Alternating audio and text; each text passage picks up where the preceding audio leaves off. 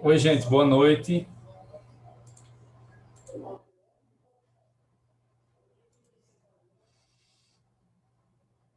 Beleza? Alguém liga o áudio aí, por favor, só para eu conferir se eu consigo ouvir Boa vocês. noite. Opa, boa noite, Vinícius.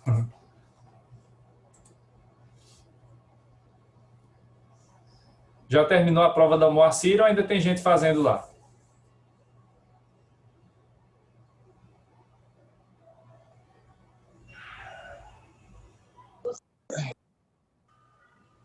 Ainda tem gente fazendo, professor. Tem, né? Pronto. Então, enquanto isso, eu vou mostrando aqui a vocês como a aula está gravada, né? Depois, quem não viu, quem não está aqui agora fazendo e está fazendo a prova da Moacira, vê depois, né, a gravação lá no YouTube. Eu vou mostrar a vocês a prova, o modelo aqui, né? E vocês vão conferir as respostas. A nota que já está lá no sistema é a nota com os pontos, né? Já estão lá. Quem precisou de ponto, eu corrigi e mandei as respostas, então já estavam lá as respostas. Alguns alunos receberam os pontos com a justificativa, assim, um ponto, né? Ou meio ponto, e por que foi meio ponto. E outros receberam sem justificativa, só você recebeu meio ponto.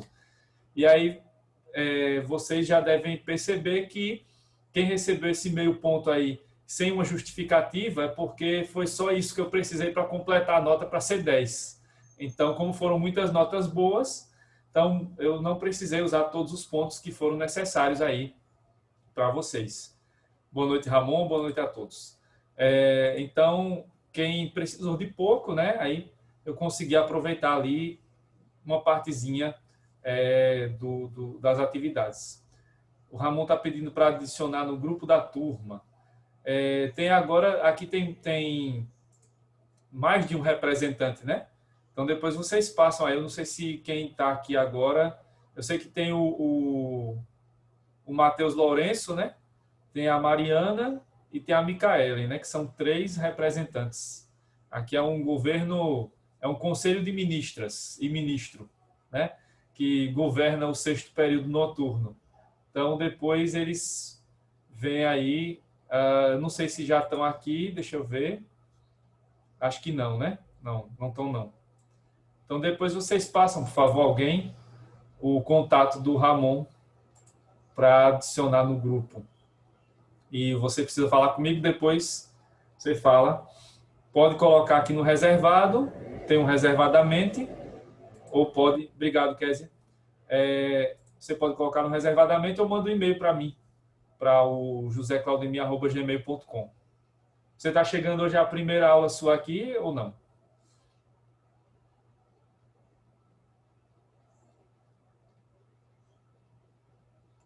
Se for a primeira aula, então... Ah, não. Então, tá. É a segunda. Tá. Tá certo. Tá certo. Mas aí você já tem acesso ao sistema, né? Então pode mandar um e-mail por lá ou pode mandar um e-mail, que esse aqui que eu vou passar pelo bate-papo. Que é o e-mail que eu uso aqui para receber os trabalhos e alguma dúvida que vocês tenham, pode mandar. Pode mandar via portal, ok. Eu olho lá amanhã. Certo. Viu? Mas qualquer coisa pode mandar para o meu também, o do Gmail. Se mandou de ontem para hoje, eu não respondi, eu não olhei não.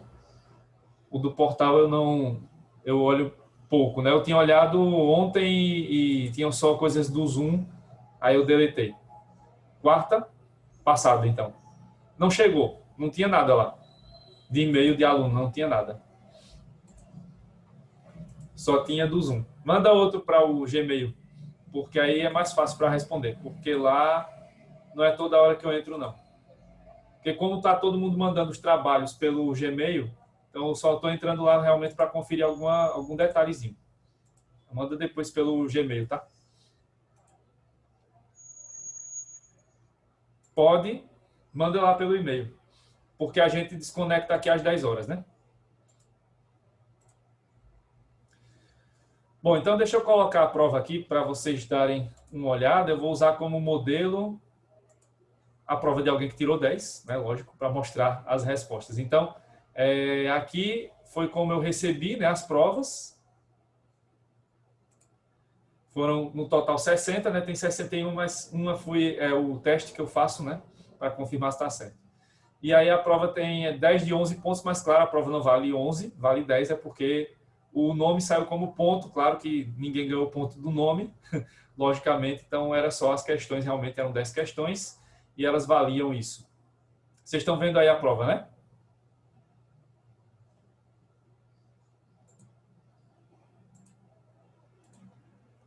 Como quem cala consente, eu acho que sim. Se não, digam aí se não está vendo para eu colocar de novo. Vendo, tá sim, professor. Beleza. Boa noite. Boa noite. Bom, então aí vamos às questões. Pode ter sido diferente a ordem, porque o Forms ele embaralha a ordem das questões, tanto é que o nome não apareceu aqui logo no começo para vocês, apareceu no meio, né? Muita gente veio depois aqui no Zoom que eu fiquei acompanhando e vinha perguntar no WhatsApp, professor, eu não sei onde é que eu coloco o nome, é porque estava misturado. Então, pode não ter aparecido essa ordem para vocês, mas as questões foram essas mesmas, né?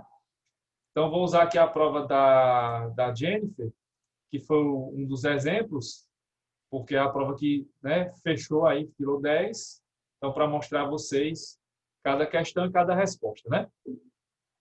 Então, a questão aí, essa era marcar a alternativa errada, e nessa a resposta era esta alternativa, né, o Código de Defesa do Consumidor Brasileiro, em virtude de possuir normas de caráter fechado, com vários princípios legais, impossibilita a sua aplicação a situações de consumo que surgiram mais recentemente. Como a gente viu, não, o nosso CDC é um conjunto de normas de caráter aberto, justamente para poder se adequar às novidades que vêm, né, em tempos mais recentes. É só lembrar que o Código do Consumidor foi criado, né, em 90, entrou em vigor em 91, e nessa época a gente não usava internet, nessa época não tinha telefone celular popular, né, como tem hoje, não. Você podia ter ali um uso bem restrito, mas da maneira que a gente tem hoje, não. Então, nossas relações completamente virtuais, quem é que imaginaria em 1991 que, por exemplo, a gente estaria dando uma aula virtual como é essa aqui, né? Como essa aqui, pelo Zoom. Não, não tem como, né? Em 91 isso era praticamente impossível, né? E se houvesse uma videoconferência, era uma parafernália tão grande que, né, tinha que ser uma estrutura de emissora de TV. Então, fazer isso da sua própria casa, né, com uma pequena webcam, como eu estou aqui, e fazendo isso com a internet, né, de alta velocidade, isso era humanamente impossível em 91. Então, se a gente hoje tem esse modelo, e se hoje a gente tem várias, né, possibilidades que vêm aí das relações virtuais, é porque o nosso código é justamente esse conjunto de normas abertas que abre essa possibilidade de regulamentar também as questões virtuais, que em 91 nem sequer eram debatidas da maneira que são debatidas hoje, né? Então, nessa outra questão, tínhamos esse anunciado, Felipe Fernandes é trabalhador da fábrica de tecidos Carmen, em Maceió. Felipe possui plano de saúde privado, F-Saúde, oferecido pela empresa em que trabalha para cobertura em casos de acidente profissional e de problemas pessoais de saúde, tal como previsto expressamente em contrato. No dia 3 de fevereiro de 2020, Felipe sofre um acidente de trabalho e machuca sua mão esquerda. Ao procurar assistência no hospital referência do plano de saúde, não é atendido sob a justificativa de que aquele tipo de atendimento não seria coberto pelo plano de saúde e que aquela não seria uma relação de consumo. Então, nesse caso, era para marcar a alternativa certa. Houve aí uma mistura proposital, né, de questões de direito do trabalho e consumidor, porque falamos disso, né, nos nossos primeiros assuntos, dessas diferenciações, e a própria origem do direito do consumidor vem lá do direito do trabalho, mas, claro, hoje temos dois ramos diferentes. E aí a resposta era essa, que está aí selecionada. Esta é uma típica relação de consumo. E, no caso em tela, o plano F-Saúde tem a obrigação contratual e legal de cobrir as despesas com o tratamento de saúde de Felipe no hospital referência do plano de saúde. Então, essa era a resposta correta. Seguindo aqui, né, a outra questão, marque a única opção correta. Nessa questão, a resposta era: o princípio constitucional da publicidade estabelece aos fornecedores de produtos ou serviços a obrigação de informar corretamente ao consumidor sobre os produtos e serviços disponibilizados no mercado de consumo. Como a gente viu nas aulas sobre princípios constitucionais e do CDC, essa é uma das garantias estabelecidas aí, ou a principal, né, pelo princípio da publicidade. E, né, como eu falei aqui, publicidade e propaganda não tem muita diferença, né? Não há uma preocupação em se fazer a diferenciação das duas espécies, no caso do direito do consumidor e no caso específico do direito constitucional. Seguindo, né, tivemos outra questão aí de um caso, né, inventado. Olga Pimentel, cabeleireira, comprou 2 caixas lacradas com 20 unidades de creme alisante da marca Blonde Hair para realizar procedimentos de alisamento de cabelos e restauração capilar vitamínica em seu centro de embelezamento, uma microempresa localizada no bairro do Prado, em Maceió. Olga comprou as caixas no Atacado Gama, em Maceió, em 21 de agosto de 2020. No dia seguinte, Olga notou que algumas embalagens do creme estavam com aspecto diferente do normal e, ao observar a data de validade nos rótulos, percebeu que 5 das 20 embalagens estavam vencidas desde maio de 2020. Neste caso, marque a única opção certa. Era um caso típico de vício, né? Porque, como vocês viram lá nos exercícios, como eu falei nas aulas, houve apenas aqui o problema no produto. Esse produto não chegou a ser aplicado nas clientes de Olga, né? Então, foi apenas um vício. E, como tal, a relação jurídica entre Olga Pimentel, o Atacadão Gama e a Blonde Hair é uma típica relação de consumo segundo a teoria finalista mitigada.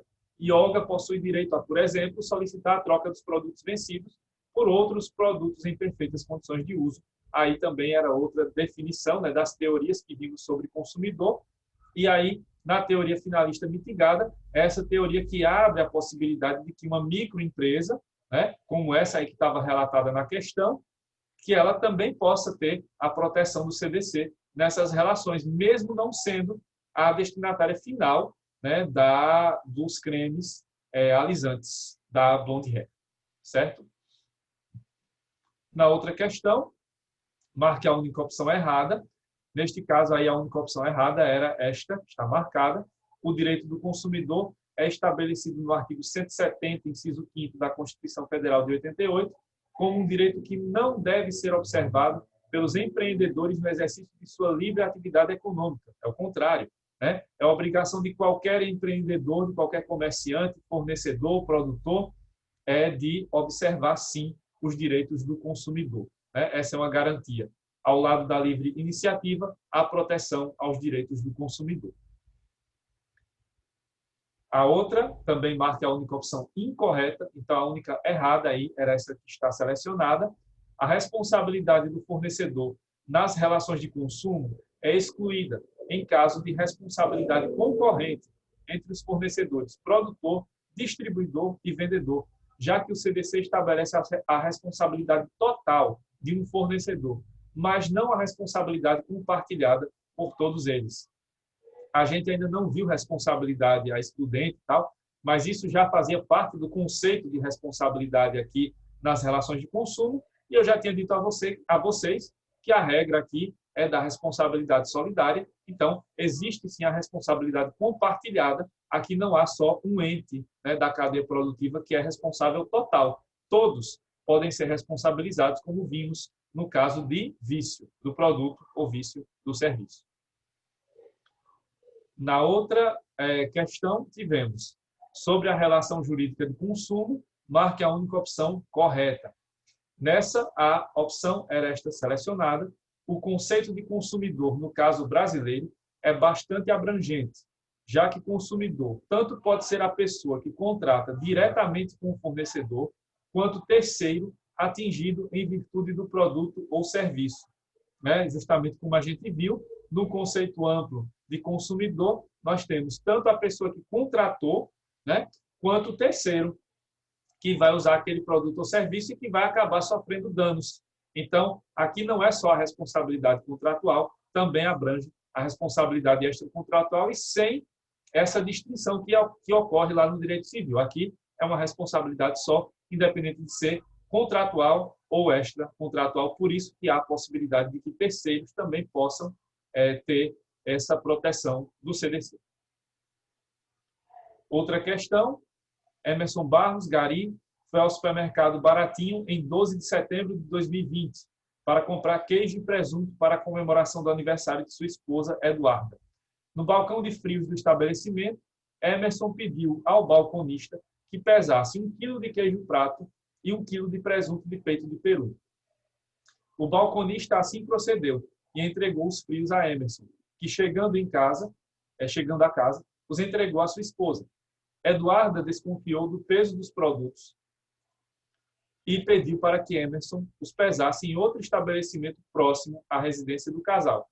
E o peso do queijo foi de 650 gramas e do presunto, 750 gramas. Neste caso, marque a única opção correta, aí seria sobre as opções, no caso do vício de quantidade, né, do produto, e a opção era essa aí, que está selecionada. Emerson pode solicitar a complementação do peso faltante, tanto em relação ao queijo, quanto em relação ao presunto, junto ao supermercado Baratinho. Essa era a única opção possível, já que as outras falavam de não ter garantia por ser produtos perecíveis, de não ser a Eduarda a compradora dos produtos. Se ela quisesse, também poderia ter ido trocar os frios. O supermercado não pode impor uma solução, porque a solução sempre é dada pelo consumidor, e foram essas as outras opções e todas estavam aí devidamente erradas, de propósito, para só essa que está selecionada ser a resposta. Em relação à responsabilidade do fornecedor no direito do consumidor, marque a única opção certa. Aqui era essa que está selecionada. A teoria do risco-proveito é a adotada pelo CDC por ser mais favorável ao consumidor. Tinha uma em cima que era a teoria do risco do empreendimento é voltada para favorecer o fornecedor. Não, porque o nosso direito é focado na defesa, no estabelecer garantias para o consumidor. Então, a teoria aqui tem que ser a mais favorável para nós, consumidores. E a última questão, em caso de ventilador comprado em loja de eletrodomésticos que, 8 dias depois, apresentou problemas em suas hélices que impossibilitaram o seu uso, mas que não trouxeram nenhum outro dano ao consumidor, a responsabilidade do fornecedor é definida como, muita gente errou essa questão, estávamos falando de vício, já que era apenas o dano ao ventilador, não atingiu ninguém, nenhum consumidor, nem terceiro. Então, aí, o caso é típico de responsabilidade solidária entre a loja de eletrodomésticos, o distribuidor, o assistente técnico e o fabricante. Como eu falei na aula, todos os entes da cadeia produtiva são responsáveis. Então, qualquer um deles pode ser acionado aí para resolver, dentro daquele prazo de 30 dias, esse vício. E aí, depois dos 30 dias, se o problema não for resolvido, o consumidor pode, e deve buscar uma daquelas soluções previstas lá no artigo 18 do CDC. Trocar o produto por outro igual, solicitar o dinheiro de volta com correção monetária, se houver, ou o abatimento proporcional do preço. Então, essas são as soluções e qualquer um desses entes pode ser o responsável, já que falamos de vício e, no caso do vício, a regra é da responsabilidade solidária. Só seria aqui responsabilidade direta, exclusiva, subsidiária, se houvesse a previsão expressa em lei para este caso. Mas não há previsão em lei para este caso específico, porque esse aí entra na regra do Código do Consumidor, que é a responsabilidade de todos os entes da cadeia produtiva de maneira solidária. Então, essas foram aí as respostas da nossa primeira avaliação. Como eu falei, antes de fazer a correção, de mostrar a prova para vocês, houve os pontos, quem recebeu os e-mails com as respostas foi porque precisou de ponto aí para complementar a nota. Em geral, os resultados foram muito bons, como acontece mesmo, aqui não fugiu da média histórica do direito do consumidor, porque o consumidor é uma disciplina bem tranquila, como eu disse desde a primeira aula, então já era esperado que houvesse muitas notas 10, que houvesse muitas notas boas. Tem o fato também de que a prova é com consulta, o que não é lá na sala de aula, eu não deixo acontecer. Aqui está mais livre né? Até porque é online, então dá para fazer a consulta, só que, claro, tem que levar em consideração o tempo, né? Para não perder o horário lá, mas todo mundo conseguiu entregar. Foram 60 provas entregues, são 67 alunos matriculados, então, né, 90% aí por alto fez a prova, ficou pouca gente para reposição, então tá tranquilo, né? E quem não recebeu correção de trabalho já sabe, né, que foi porque tirou 10. E tirou 10 direto. Teve muita gente que tirou 10 direto nessa prova, né? Então, como essa que eu usei aí do exemplo da Jennifer, mas ela não foi a única, foram vários alunos que tiraram 10 direto, né, e não precisou dos pontos. E aí, como vocês já sabem, já me conhecem, como eu sou um péssimo pagador de pontos, tem que ter os pontos de novo agora para a segunda prova, né? Vai começar tudo de novo para o segundo bimestre, né? E tem as atividades, né, que eu já vou aqui fazer a divulgação, mesmo que ainda não com o evento não confirmado, tudo, né? Mas já está praticamente certo, então vou já falar aqui na sequência sobre as atividades da segunda prova, para vocês já separarem aí nas agendas de vocês, né, os dias para assistir o ENICS e para assistir o simpósio, né, também de pesquisa docente, e para assistir a Semana de Direitos Humanos.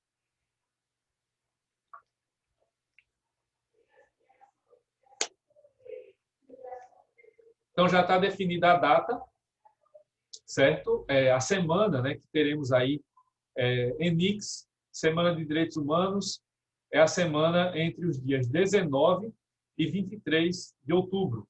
Já está chegando, né? Vai ser daqui a 3 semanas, praticamente. Como vocês já estão acostumados, começa com o ENICS, segunda e terça. Na quarta-feira vai ter já um começo ali de Semana de Direitos Humanos e vai ter o simpósio de pesquisa docente, né, que sempre acontece na quarta-feira.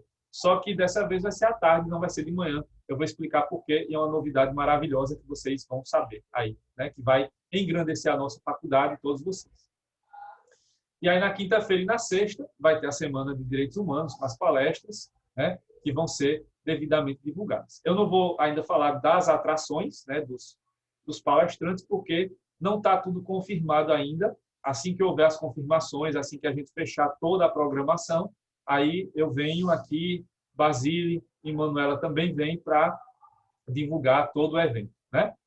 Então, como é que vai ser? Segunda e terça, como eu disse, o ENICS, né? O encontro de iniciação científica, que vocês já estão acostumados, né? Vamos ter as apresentações dos trabalhos, né? Dos projetos já concluídos, dos novos projetos. Tem, inclusive, a aluna aqui, Késia, né? Que é uma das que vai apresentar o ENICS, com o projeto finalizado, né? Da decolonialidade, né? Do Sérgio Santos.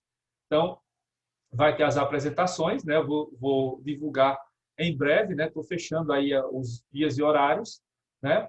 E dessa vez vai ter só uma mudança, porque vocês já estavam acostumados quando era nas salas de aula e no auditório da CEUNI, tinha evento de manhã, de tarde e de noite, né? Era uma maratona.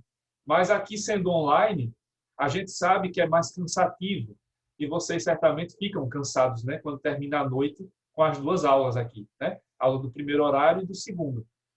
Então, para não ficar cansativo demais, a gente vai fazer os eventos de manhã e à noite, na segunda e na terça. Não vai ter nada à tarde, para vocês darem aquela descansada, e aí à noite volta com a sequência do evento. Na quarta-feira, vai ter alguns minicursos, certo? Porque o espaço da tarde era o espaço dos minicursos, mas a gente separou a quarta-feira e vai ter também na quinta-feira à tarde alguma coisa, né? Então, vai ter minicurso, já tem minicurso confirmado na quarta tarde e tem minicurso confirmado na quinta tarde. Vai ser naquele mesmo modelo, né? 2 horas, ali com o professor falando, né, sobre o tema previamente estabelecido. Dessa vez não acontecerá o problema que aconteceu no ano passado, de ter uma sala superlotada, né, porque agora a sala é virtual, então vai caber mais gente do que 60 ou até 70 pessoas que deu lá no minicurso do Paulo Gustavo ano passado, né? Então, esse ano vai ter essa facilidade de ninguém ficar amontoado numa sala, até porque não pode ter aglomeração ainda, né? Então, é na sala virtual. Então, os minicursos também já estão sendo confirmados, né? Mas vocês já estão acostumados, no ENICS tem a parte dos projetos e tem a parte da apresentação de professores, né? Que é o simpósio de pesquisa docente. Essa é a grande novidade desse ano, né? Porque o simpósio de pesquisa docente esse ano vai ser num horário um pouco diferente e tem um motivo para isso, certo? O simpósio vai ser na quarta-feira à tarde, no período das 2 às 4 horas. São só 2 horas do simpósio, né? De 2 às 4 horas. E o simpósio de pesquisa docente vai estar integrado a um evento maior, que já vai começar a ser divulgado a partir de amanhã, que é o chamado Circuito Urbano. O Circuito Urbano é um evento organizado pela ONU Habitat, né? Um dos braços da ONU, da Organização das Nações Unidas. E o Circuito Urbano, né, abriu seleção para as faculdades, né? Nós escrevemos a CEUNI e a CEUNI foi selecionada para participar desse evento. Então, esse é um evento simultâneo, vai ser simpósio de pesquisa docente dentro do circuito urbano. E o melhor, esse é um evento que não só é para todo o Brasil, mas é um evento internacional. Então, os países africanos que falam português, como Angola, Moçambique, por exemplo, vão acompanhar esse evento simultaneamente com a gente aqui no Brasil. Então, a gente vai transmitir ao vivo em 2 canais do YouTube esse evento do simpósio, para o canal do YouTube da CEUNI e para o canal do YouTube do Circuito Urbano nessa transmissão internacional. Então, é um evento que vai engrandecer mais ainda a CEUNI, né, com essa participação internacional nossa, né? A bancada já está definida, serão 3 professoras, serão 3 mulheres que vão ser as palestrantes. Eu vou fazer a mediação junto com a professora Alicia e as professoras que já foram convidadas, todas de instituições, né, de fora, da UFAL e tal, vão participar aí desse debate, né, sobre direito à habitação, saúde global, etc.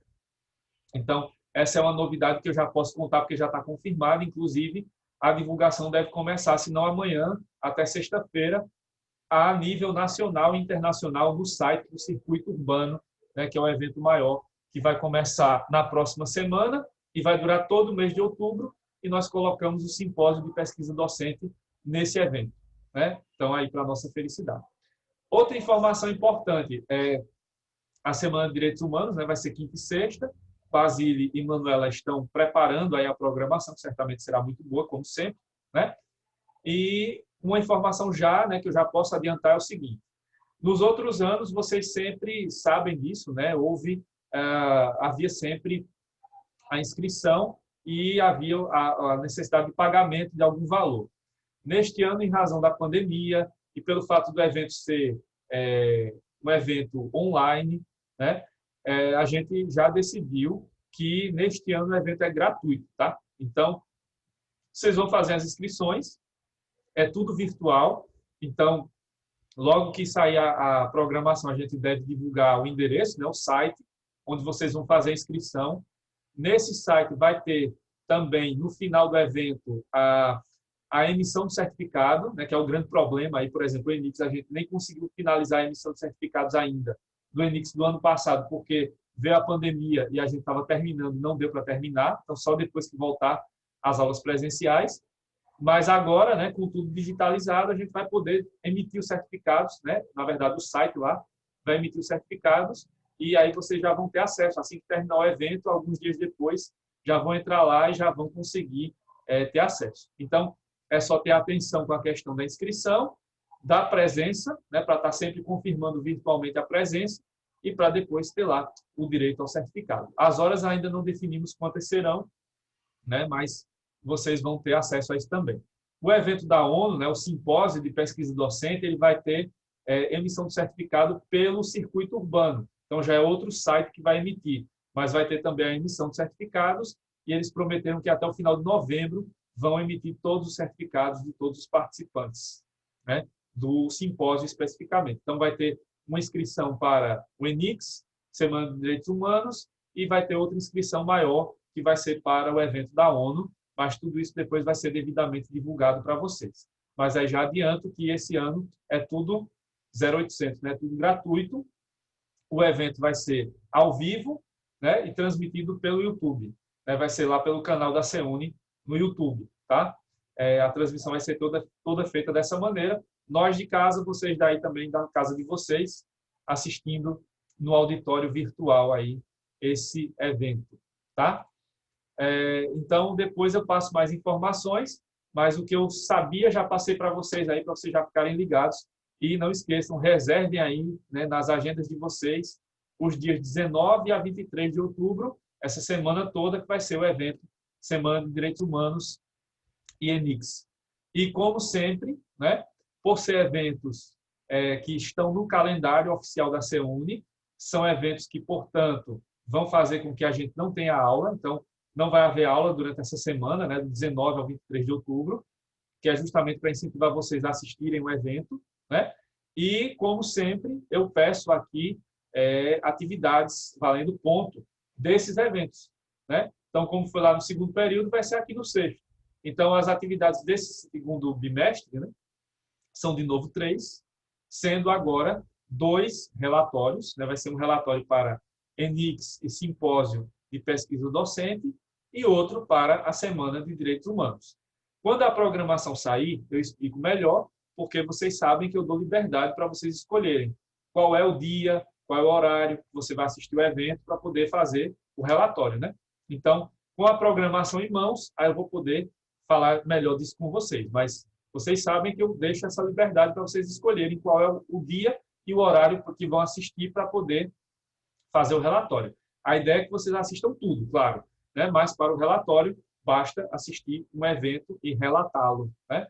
Para poder valer aí os pontos. Então, vai ser um relatório para o ENICS e Simpósio de Pesquisa Docente, um relatório para a Semana de Direitos Humanos. Somando aí, se tudo der certo, 2 pontos.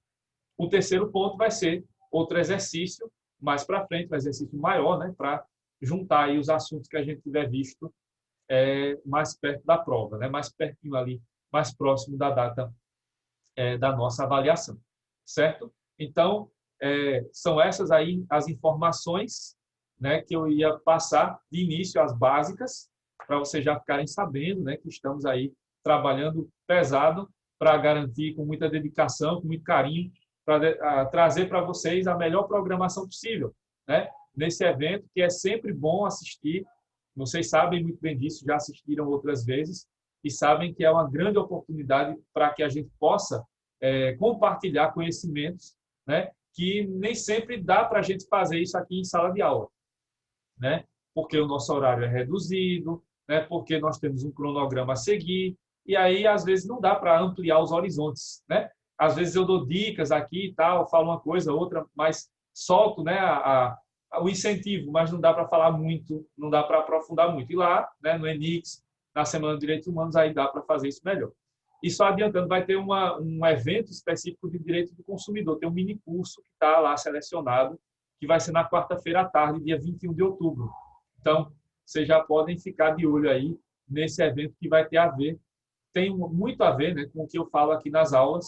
Vai ser um mini curso que vai vir um professor, na verdade vai vir não, né? A gente tem esse hábito de dizer vai vir, não vai vir ninguém, que todo mundo vai ficar em casa no seu lugar, né? Mas vai vir para o evento, né, um professor de Sergipe, e aí ele vai falar sobre direito do consumidor. Vai ter um mini curso só sobre direito do consumidor aí, vai ser bem interessante. Depois eu passo a programação completa, depois certamente o Basílio vai entrar aqui, Manuela também, na sala virtual para fazer a divulgação, e aí eu vou passando mais informações à medida que a gente for definindo tudo, certo?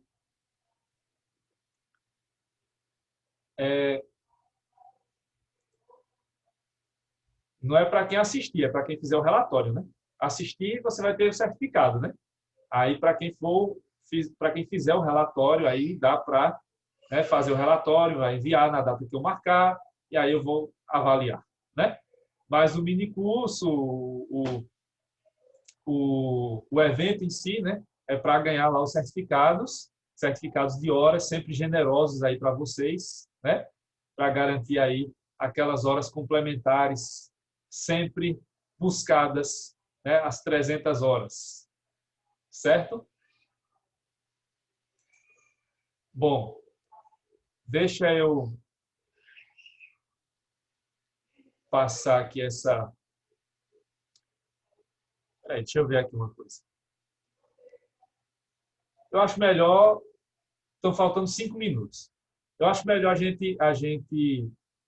eu dar aquela parada técnica logo, porque demora uns 5 a 10 minutos, né? e aí eu volto para não ter que ficar falando só um pedacinho e depois voltar. Eu falei tanta coisa, corrigi prova, estava esperando vocês por conta da prova da Moacira, né? Então, vocês me pediram, eu fiz isso. Então, já que hoje é uma aula mais, né? Estamos numa aula mais tranquila, né? Sem tantas formalidades, porque quebramos a parede da formalidade por conta da prova da professora.